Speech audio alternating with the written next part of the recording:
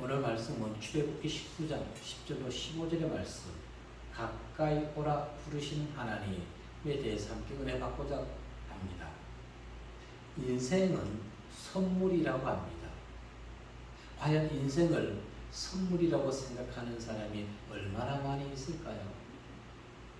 누군가로부터 생각하지 못한 선물을 받을 때 기쁘고 감사하고 너무너무 소중하지요.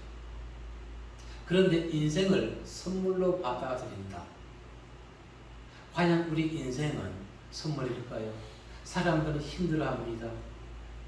세상이 너무너무 힘듭니다. 그런데도 선물이라고 생각하며 감사하며 기쁨 가운데 살아갈 수 있을까요? 오히려 원망과 좌절 속에서 살아가지 않습니까? 그렇다면 어느 노 신사의 이야기를 한번 들어보십시오. 스페인 산티아고 순례자의 길에서 77대 노 신사가 길에서 만난 50대 순례객에게 이렇게 얘기했습니다. 인생은 선물이다. 그 노 신사는 14세 때 사랑하는 부인을 처음 만났고 이후에 결혼했습니다. 10여 년 전에 사랑하는 부인이 세상을 떠났고 그 이후부터 이 노 신사는 순례자의 길을 걷고 있습니다. 그런데 얼마 전 검사 결과 자신 또한 암에 걸렸다는 선고를 받았습니다. 그런데도 그는 순례자의 길을 걷는 것을 멈추지 않았습니다. 그리고 사람들에게, 만나는 자들에게 인생은 선물이다라고 얘기합니다. 과연 이렇게 얘기할 수 있는 사람, 하나님을 만났을까요? 예. 하나님을 만난 자만이 지금 환경에 좌절하지 아니하고 지금까지 숱한 어려움이 있었지만 모든 것이 하나님의 선물이라는 것을 그가 고백할 수 있다는 것입니다. 힘들고 어렵겠지만 우리 인생은 하나님이 주신 선물이라는 것을 부정하지 마시고 항상 감사하며 기쁨의 삶을 살아가시길 바라겠습니다. 왜? 출애굽기 19장 5절에 보면 하나님이 이렇게 얘기했습니다. 서주에 세계가 다 내게 속했나니 라고 합니다. 세계가. 그 이유는 무엇인가요? 창세기 2장 7절 말씀에 보면은 여호와 하나님이 땅의 흙으로 사람을 지으시고 생기를 그 코에 불어넣으시니 사람이 생명이 된지라. 여기에 근거해서 세계가 하나님께 속해 있다는 것을 우리는 확증할 수가 있다는 것입니다. 인생의 귀한 선물, 그 주신 하나님께 감사하며 힘들고 어렵지만은 열심히 그 하나님께 감사하며 살아가며 많은 자들에게 선물 되신 인생을 축복이라는 것을 증거하며 살아가는 성도님들 되시기를 주의 이름으로 축복합니다. 첫 번째 우리에게 들려주신 말씀은 신랑을 기다리는 신부가 되자는 것입니다. 10절과 11절의 말씀을 읽어봅니다. 시작. 여호와께서 모세에게 이르시되 너는 백성의 뒤로 가서 오늘과 내일 그 일을 성결하게 하며 그들에게 옷을 빨게 하고 준비하게 하여 셋째 날을 기다리게 하라. 이는 셋째 날에 나 여호와가 온 백성의 목전에서 신의 손을 강림할 것이니. 아멘. 이 말씀에 의하면은 하나님께서는 이스라엘 백성들과 언약 체결하기 이전에 백성들로 준비케 하는 것이 있지요. 무엇이었습니까? 성결케 하는 과정이 필요했던 것입니다. 즉 하나님의 말씀으로 더러워진 심령의 말씀, 겉에 묻은 모든 죄악들을 다 다 씻어버리고 준비하고 언약 체결할 준비를 하고 계시라는 것입니다. 신약에서 보면 무엇을 알 수 있을까요? 예수님이 십자가에 돌아가신 후 부활 사건을 또한 우리는 알 수가 있는 것입니다. 자, 본문에서 성결케 하고 옷을 빨라는 것은 단지 외적인 정결만을 얘기하는 것이 아닙니다. 내적 성결도 동시에 이루어져야 되는 것입니다. 그래서 이스라엘 백성들은 자신들의 겉옷을 세탁하고 심령에 세상의 것으로 가득 찌든 죄악된 생각들을 다 씻어내야지만이 하나님과의 바른 관계를 형성할 수가 있는 것입니다. 그리할 때 내 심령에 세상의 모든 생각들이 다 씻겨 내려갔을 때 하나님의 말씀을 바르게 우리가 심령에다 담을 수가 있고 그 세상 것이 없고 오직 성결한 하나님의 생명의 씨앗만 있는 심령에서 사랑이 자라나게 되는 것입니다. 그래야 하나님이 그를 만나주시는 것입니다. 보십시오. 56세 된 강윤성 전자발전을 끊고 2명의 무고한 시인을 살해했습니다. 심리 치료를 받은 후에 그가 강서에게 보낸 편지 내용은 자신은 기독교인으로서 그리스도의 향기를 뿜으며 살아갈 것이라고 기쁜 복음을 전하며 살겠다고 얘기했습니다. 그 편지가 교도소 내에서 봉사하던 어느 목사님이 발견하고 그것을 보고 탐험서를 작성해서 많은 사람들에게 탐험서 작성해서 제출했습니다. 2개월 빨리 출감하게 되었던 것이죠. 그리고는 3개월도 채 안 돼서 끔찍한 살인 행위를 저질렀습니다. 그리고 무엇이었습니까? 더 많이 죽이지 못한 것이 합이라고 얘기했습니다. 전과 14. 우리는 겉으로는 사람을 분별할 수가 없습니다. 왜 이 사람 얘기를 하는 것일까요? 신실한 기독교인이라고 했습니다. 겉으로 보기에. 그런데 왜 그가 변하지 않았습니까? 겉옷만 외식적 신앙만 가졌기 때문에 그렇습니다. 하나님의 말씀을 그가 정말로 깨달았다면 심령의 변화를 일으킬 수밖에 없는 것입니다. 하나님이 무소부지하시면 내 모든 것을 행동을 다 알고 계시는 것을 안다면 살인 행동을 못하는 것이지요. 영생 구원을 그가 믿었다면 살인할 수가 없다는 것입니다. 그래서 기독교인들이 욕을 먹게 되는 것입니다. 우리는 외식적, 가식적, 바리새인적 신앙인을 양성시켜서는 안 되는 것입니다. 베드로전서 1장 18절과 19절 말씀에 보면은 시작. 너희가 알거니와 너희 조상이 물려준 헛된 행실에서 대속함을 받은 것은 은이나 금같이 없어질 것으로 된 것이 아니요 오직 흠없고 점없는 어린 양 같은 그리스도의 보배로운 피로 된 것입니다. 아멘. 예수 그리스도의 고귀한 보혈의 피로 우리의 영혼과 죄악들이 말끔하게 씻김받게 되었다는 것입니다. 그런데 오늘날 많은 자들이 이 강윤선 씨처럼 외식적 신앙만 가지고 있는 것입니다. 거룩만 보여주고 있는 것입니다. 내면은 변화시키지 아니하면서 말입니다. 하나님은 분명히 모세에게 얘기했습니다. 예비하여 제3일을 기다리게 하라. 나 여호와가 온 백성의 목전에 시내산에 강림할 것임이니. 예비하고 있으라는 것은 무엇을 의미합니까? 마음을 성결하게 하고 겉옷을 빨고 깨끗해진 상태, 그것을 계속 유지하라는 것입니다. 그러면 우리는 언제까지 유지해야 될까요? 어느 기간만? 아니에요. 주님 만날 때까지, 주님이 이 땅에 재림하실 때까지 우리는 성결해지고 깨끗해지는 심령을 항상 유지해 가야만 되는 것입니다. 그런데 이스라엘 백성들은 순간순간 더러움에 빠졌던 것입니다. 오늘 우리가 이스라엘 백성과 똑같다는 것입니다.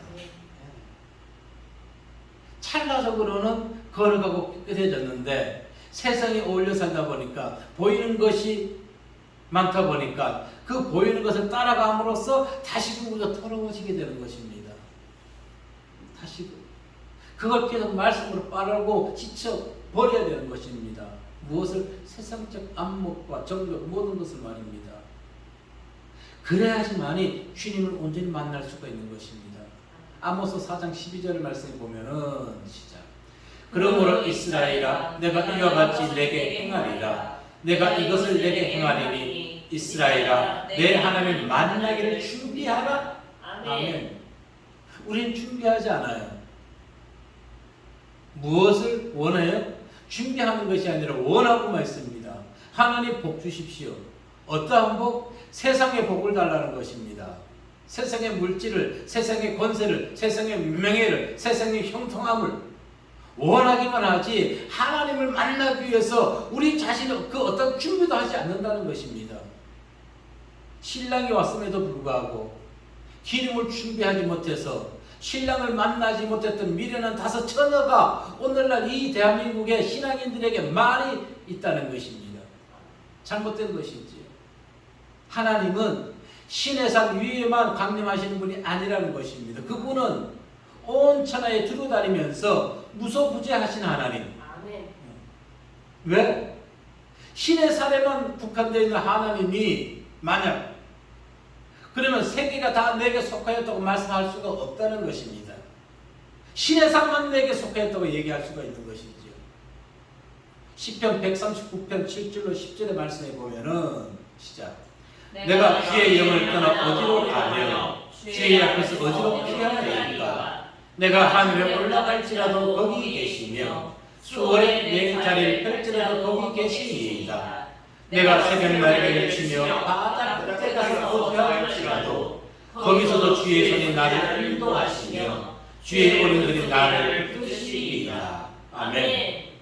그러므로 주님의 성결한 신부가 되어서 하나님 나라가 부지불식간에 임한달지라도 주여 내가 여기 있나이다 라고 자신 있게 나갈 수 있는 신앙, 준비된 신앙을 가지고 있어야만 되는 것입니다.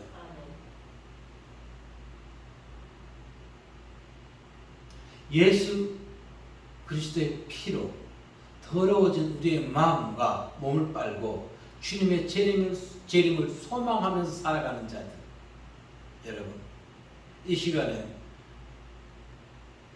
이런 얘기하면 안 되겠지만 UFC 격투기 경기를 보던가 권투라든가 이런 경기를 보게 되면은 상대방 선수와 예정되어 있다가 부지불식간에 한 선수가 사고로 그 경기에 임하지 못하면은 그 다음 선수가 서로 대체시키는 것입니다. 다음 후보 선수가 이번 경기는 내가 아니구나. 그러니까 나는 사실적으로 운동 안 하고 훈련 안 해도 되겠지 하고 태평하고 있다가 대전에 나가게 되면 질 수밖에 없는 것입니다. 그런데 그것과 상관없이 열심히 단련한 사람은 언제 어느 때에 시합에 나가도 그 시합을 기회로 잡을 수가 있는 것입니다. 승리할 수가 있는 것입니다. 세상도 그래 열심히 하는데 우리 믿는 성도들이 이렇게 하지 아니한다는 것입니다. 항상 주님을 만날 그날을 고대하면서 준비된 성도님들 되시기를 주의 이름으로 축복합니다. 아멘. 두 번째 우리에게 들려주신 말씀은 나팔 불 때 가까이 오라는 것입니다. 12절의 말씀 읽어봅니다. 시작. 너는 백성을 위하여 주의 경계를 정하고 이르기를 너희는 산과 산에 오르거나 그 경계를 침범하지 말지니 산을 침범하는 자는 반드시 죽임을 당할 것이다. 아멘. 산을 범하는 자는 정령 죽임을 당할 것이다. 13절에서는 나팔을 길게 불거든 산 앞에 이를 것이라고 얘기합니다. 읽어볼까요? 시작. 그런 자에게는 손을 대지 그런 자에게는 손을 대지 말고 돌로 쳐 죽이거나 화살로 쏘아 죽여야 하리니 짐승이나 사람을 막론하고 살아남지 못하리라 하고 나팔을 길게 불거든 산 앞에 이를 것입니다 하고 그러면서 백성들을 위해서 산 사면에 지경을 세우라고 얘기합니다. 산 사면에 지경을 세우는 것은 얼핏 생각하면은 아담과 하와 부부를 보호하셨던 것처럼 이스라엘 백성들을 보호하시는 것처럼 보입니다. 그런데 여기 이 본문의 말씀에서는 그 의미가 아니라는 것입니다. 실상은 하나님의 거룩한 산에 부패한 인간이 들어오지 못하게 미연에 방지하는 것입니다. 왜? 그분의 산은 거룩한 곳이기 때문에. 그래서 함부로 들어오지 말고 어떤 자만 들어갈 수 있다고요? 심령이 깨끗해진 자, 말씀을 통해서 정결해지고 성결해진 자만이 하나님이 그것도 부를 때만 갈 수가 있는 것입니다. 아무 때나 내가 이제 3일을 깨끗하게 했으니까 이제 주님 만나러 가야지 하는 것이 아니라 주님의 허락 없이는 그 어느 누구도 여호와의 산에 올라갈 수 없었던 것입니다. 이처럼 타락후 하나님과 인간의 관계는 부자연스러운 관계였습니다. 여러분 생각해 보세요. 내가 지금 하나님께 기도하러 가고 싶은데 하나님 허락해 주지 않아. 허락해 줘야지만 기도할 수가 있는데 그 관계가 온전한 관계인가요? 아닌 것입니다. 아닙니다. 이 부자연스러웠던 관계를 예수 그리스도 이 땅에 내려오심으로 장막을 걸어 주셨기 때문에 우리는 이제 원하면 언제든지 주의 전에 나와서 기도할 수가 있는 것입니다. 하나님을 만날 수가 있는 것입니다. 믿는 자에 한해서 무엇을 믿는 자? 예수 그리스도의 보혈을 믿는 자. 주님의 나를 위해서 십자가에서 희생하셨구나. 내가 죽어야 되는데 주님께서 대신 희생해 주셨구나. 돌아가셨구나. 믿는 자에 한해서. 히브리서 10장 19절로 20절 말씀에 보면은 시작. 그러므로 형제들아 우리가 예수의 피를 힘입어 성소에 들어갈 담력을 얻었나니 그 길은 우리를 위하여 휘장 가운데로 열어놓으신 새로운 살 길이요 휘장은 곧 그의 육체니라. 아멘. 그런데 오늘날 이 나라 기독교인들의 현실은 과거 이스라엘 백성들처럼 주의하지 않습니다. 12절 말씀처럼 너희는 상가라고 했는데 이것이 주의하라는 것인데 주의하지 않는다는 것입니다. 무엇을? 하나님의 말씀.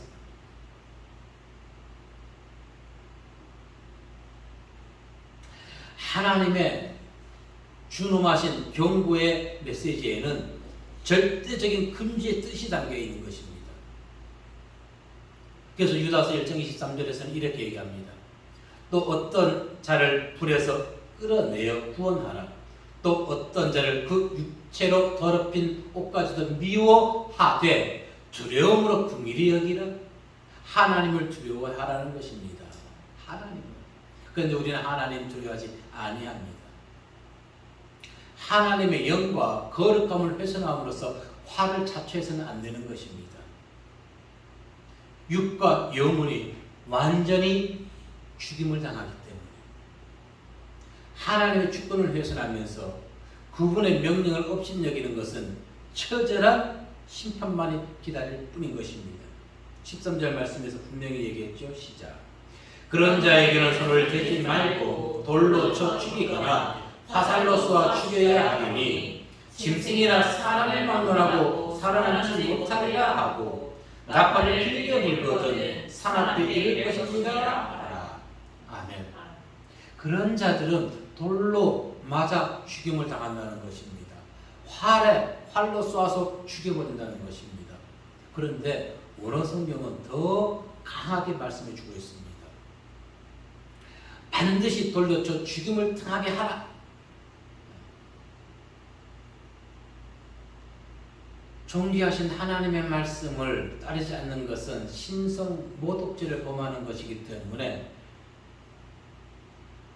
신성 모독죄는 죽음만이 답인 것입니다. 레위기 20장 2절의 말씀을 보게 되면은 시작. 너는 이스라엘 자손에게 또 이르라. 그가 이스라엘 자손이든지 이스라엘의 거류하는 고림이든지 그의 자식을 몰렉에게 주면 반드시 죽이고 그 지방 사람들이 돌로 칠 것이요. 아멘. 이와 같은 계율적 금지 명령을 어긴 자는 그가 아무리 당신의 백성이라 한다 할지라도 그리고 심지어 사리 분별을 하지 못한 짐승이라 할지라도 한 사람도 살아남지 못한다는 것입니다. 그 한 예를 어디서 볼 수 있을까요? 하나님께서 요나에게 40일 후면은 하나님의 심판이 임한다고 했을 때 그때 짐승부터 백성의 왕까지 모두가 금식하지 않았습니까? 그러면은 사람의 잘못으로 인해 가지고 죄 없는 짐승까지 자연까지 훼손을 당하게 된다는 것입니다. 이유는 무엇일까요? 하나님이 창세에 대해서 짐승과 자연을 정복하고 다스리라고 했기 때문에 우리가 하나님의 명령을 어기게 되면은 지구 자체가 멸망하게 되는 것입니다. 즉 자연과 동물은 사람이 있어야지만의 존재 가치가 있는 것입니다. 역으로 얘기하면. 그런데 우리가 하나님의 말씀을 어기서야 되겠습니까? 우리가 니느웨 성에서 그 백성들은 요나의 회개의 선포를 받고 즉시 회개하였었는데 오늘 대한민국의 성도들은 그냥 니느웨 성도의 요나의 사건을만 보고 있다는 것입니다. 그렇게 해서는 절대 안 되는 것입니다. 예수님이 이 땅에 오시기 전까지는 그 누구도 자의적으로 하나님께 나갈 수가 분명히 없었습니다. 항상 하나님의 오늘 본문에도 얘기하는 것처럼 하나님이 명령할 때 나팔을 길게 불 때만 여호와의 산에 올라갈 수가 있고 그분을 아련할 수가 있었던 것입니다. 여러분. 그런데 이제 우리는 자유롭게 언제든지 원하면 주의 전에 나와서 하나님을 만날 수가 있습니다. 무엇을 얘기하는 것일까요? 신앙의 자유를 얘기하는 것입니다. 신앙의 자유. 억압받던 환경에서 자유를 찾으면 얼마나 기쁘고 행복하고 날아갈 것처럼 발걸음이 가벼울까요? 베이비붐 세대 55년부터 63년생을 이 나라에서는 베이비붐 세대라고 합니다. 힘들게 세상 살아온 건 사실입니다. 그러나 그들이 군부 독재로 인해서 힘들게 살아왔다고 자신들이 얘기하지만은 아니요. 진정한 억압은 받지 않았습니다. 억압 받았다고요? 천만의 말씀. 자유스러웠습니다. 물론 통행 문제가 있었지만은 그래도 자유로웠습니다. 일제 36년 그것을 경험하지 못했었고 6.25 동란을 우리는 알지 못합니다. 그래서 자유롭다는 것입니다. 6.25 동란과 일제 36년 그 치하에서 살아계셨던 부모님 세대들은 자유가 얼마나 그리웠을까요? 자유. 그런데 우리는 자유를 모릅니다. 억압이라는 이 통제 속에서 자라지 못한 것, 그들이 얼마나 자유를 갈망했는지를 모릅니다. 그리고 우리는 자유의 기쁨을 그래서 부모 세대보다 모른다는 것입니다. 그러다 보니까 오늘 이 땅에는 방공 교육이 사라졌습니다. 진보 사상이 활기를 펴니다. 결국 나라는 안보 위기에 처해 있습니다. 이 나라는 지금 대단히 위험에 처해 있는 것입니다. 신앙적으로도 국가 안보적으로도 아주 위험한 상태인 것입니다. 왜 그럴까요? 아무리 베이비붐 세대들이 나라를 이끌고 있다 할지라도 정말로 그들이 완전한 자유를 박탈당해보지 않았기 때문에 그런 것입니다. 일제 36년에. 왜 이 얘기를 할까요? 교회는 지금까지 자유롭게 예배 드릴 수가 있었습니다. 얼마나 좋았습니까? 그런데 질병 감염 예방 차원이라는 명목하에 예배의 자유를 박탈당하고 있습니다. 분명 이 나라 헌법에도 종교의 자유가 명시되어 있습니다. 헌법 제21항에 보면은 모든 국민은 종교의 자유를 가집니다. 종교적 사상의 발표의 자유, 예배 집회의 자유, 종교 결사의 자유를 포함한다고 얘기했습니다. 그리고 종교를 이유로 하는 법적 차별도 당연히 부정된다고 했습니다. 그런데 예수 믿는다고 부당한 대우를 받는 기독교인들이 얼마나 많이 있습니까? 예배를 드렸다고 교회가 폐쇄당하고 있다는 말입니다. 이것이 온당한 것입니까? 37조 2항에는 분명 또한 이렇게 얘기하기도 했습니다. 종교의 자유도 질서 유지와 공공복리 또는 국가 안전 보장을 위하여 필요한 경우에는 법률로서 제한할 수 있다고 했습니다. 단, 제한하는 경우에도 자유와 권리의 본질적인 내용을 침해할 수는 없다고 했습니다. 그런데 많은 국민들이 우리가 기독교가 예배 드리는 것을 완전 불법화하는 것처럼 생각하고 있다는 것입니다. 나라가 그렇게 조정하고 있는 것입니다. 그래서 많은 곳에서 얘기합니다. 정치 방역을 하고 있는 것입니다. 정치 방역. 이것은 잘못되어 있다는 것이지요. 그런데 현실은 예배 드렸다고 조금 전에 얘기했듯이 교회를 폐쇄시킨다는 것입니다. 이것은 공산국가에서나 하는 행위인 것입니다. 공산국가에서 하는 행위. 그런데 많은 기독교인들이 여기에 대해서 얘기를 하지 못합니다. 뜻 있고 생각 있는 목사들은 기껏해야 우리가 할 수 있는 것은 유튜브 방송밖에 없습니다. 종교 방송에서는 이러한 내용들을 다루지 않습니다. 왜 갑자기 이런 얘기를 하냐고요? 하나님께 자유롭게 나와 예배 드리는 것을 생명처럼 여겨야 한다는 것을 강조하기 위해서인 것입니다. 아멘. 그러면 지금 이 나라에서 기독교인이라고 하는 자들이 어떤 행동을 하고 있을까요? 용현 에덴교회, 새에덴교회 소광석 목사 말고 CBS 기독교 방송에서 얼마 전 이런 내용이 있었습니다. 인권 앤 파트너스 대표 한인권, 이 사람은 디자이너입니다. 바로 샘교회 문화사역 담당자라고 자기를 소개합니다. 그가 한 말을 보면은 한국 교회는 현재 이미지로는 젊은 층에 다가갈 수 없다고 하면서 교회 이미지, 즉 실내외 장식을 바꾸어야 하고 목사의 설교 복장도 넥타이면 이런 것 권위적인 것이 아니라 서구 목사님들처럼 진바지 입고 청바지 입고 캐주얼하게 자유스럽게 예배를 진행해야 된다고 그는 얘기했습니다.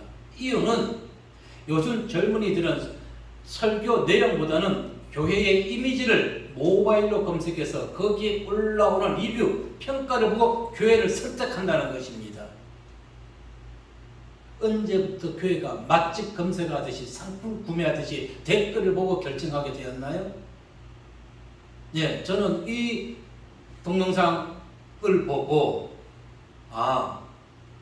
지금 인권 앤 파트너스 황인권이라는 사람, 디자이너, 저 사람의 신앙이 저 상태에 머물러 있구나. 한편으로 이해가 됐습니다. 이 사람이 누구라고요? 디자이너라고 했지요. 디자이너. 그러니까 이 사람은 외향적인 것을 많이 보는구나. 그래서 신앙이 없다는 것을 저는 알고 있습니다. 그 사람을 탓하고자 하는 것이 아니에요. 그 사람의 신앙이 그 수준이기 때문에 문제는 누구를 얘기하는 것이에요? CBS 기독교 방송을 저는 얘기한다는 것입니다.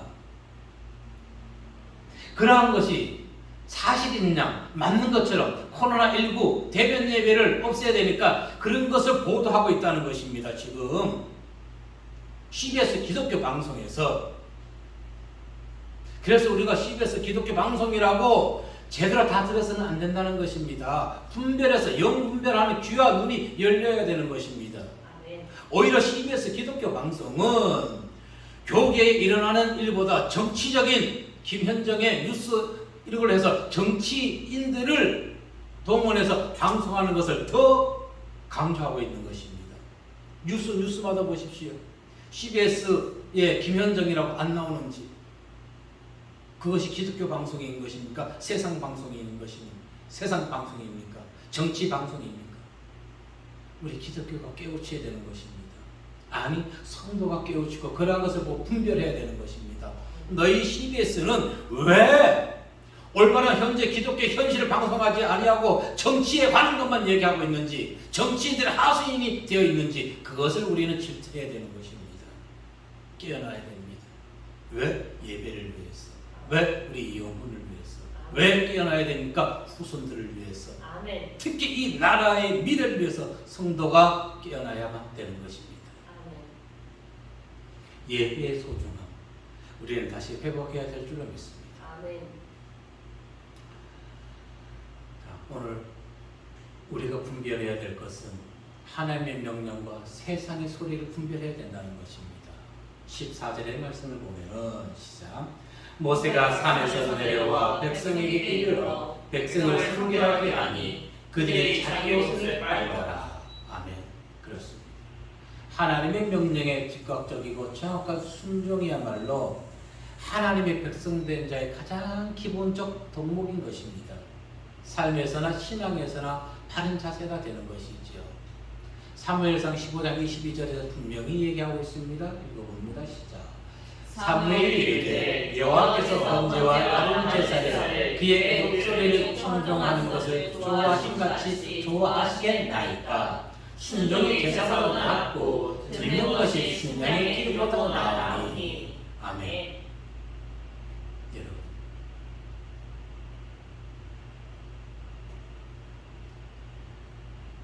모바일로 예배 드린다고 아까 CBS가 그런 식으로 선동을 했습니다. 모이는 것을 반대하고 집에서 유튜브를 통해서 성경 펴놓고 목사님의 말씀을 1인 예배 드리는 것이지요. 이것은 하나님이 받지 않으십니다. 이것은 위선적 신앙인만 양성하는 것이고 현대판 바리새인을 양성하는 것입니다. 그런데 이것을 누가 지금 앞장서서 홍보하고 있다고요? CBS 기독교 방송이 앞장서서 이것을 홍보하고 있다는 것입니다.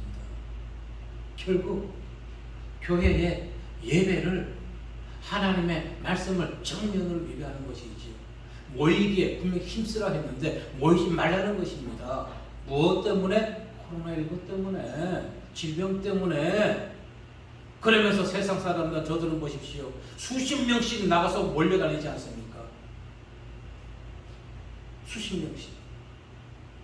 그러니 오죽하면 소상공인들은 9시까지는 바이러스가 움직이지 아니하고 10시 이후부터 9시 이후부터 그때부터 바이러스가 살아서 다니냐고 이렇게 얘기하지 않나요?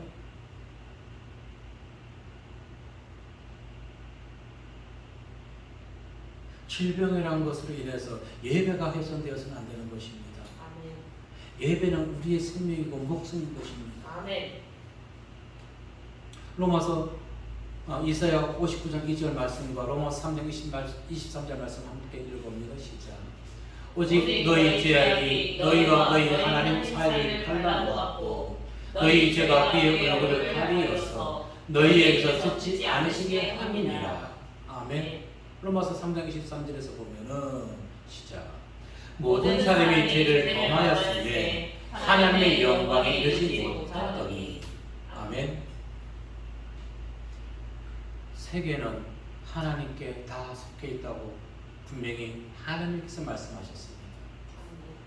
그래서 하나님은 이스라엘 백성들에게만 선교를 요구하시는 것이 아니라 세계가 모두 당신께 속해 있기 때문에 세계 모든 자들에게 요구합니다.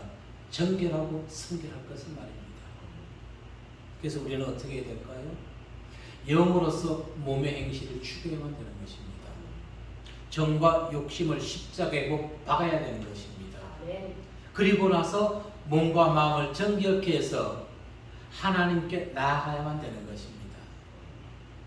또한 하나님의 말씀에 즉각 순종해야 되는 것이고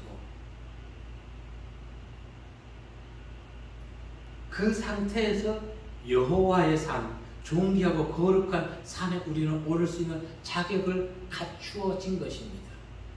그리고 하나님이 나팔 길게 불 때 우리는 그 산을 올라가야만 되는 것입니다. 아멘. 준비합시다. 회복합시다. 선택합시다. 아멘. 무엇을? 말씀을 생명처럼, 예배를 생명처럼 소중히 여기자는 것을 이와 같이 세상에 잡으면 마음을 뺏기지 아니하고 오직 하나님의 말씀을 순종해서 예배를 생명처럼 여기는 성도님들의 신앙과 삶에 하나님의 은혜와 하나님의 도우심과 축복이 함께 하시기를 이 시간 주의 이름으로 축복합니다. 아멘. 기도하겠습니다.